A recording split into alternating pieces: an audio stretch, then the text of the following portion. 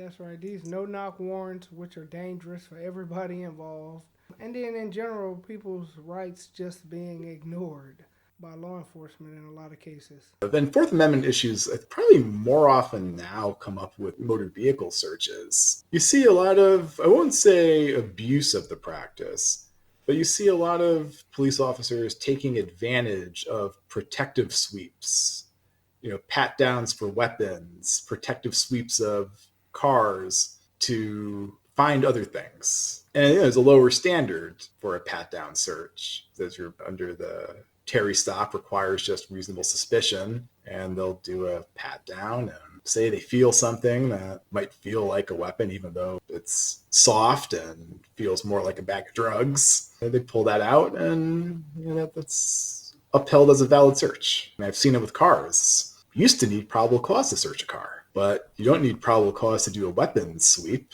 And they'll do a weapons sweep of the center console, the glove compartment, and not find the gun or a knife, but they'll find some drugs. So that car just got searched on a lower standard, one below probable cause. I think those are issues that are really worth pursuing. Another thing that I think is worth pursuing, and we've been using, or we actually have had an advantage of more of body cam and dash cam, so far more than we've had before. I know we have a statute that requires police to use them in most circumstances, but there isn't really a penalty when they don't, if the cameras turn off or aren't turned on.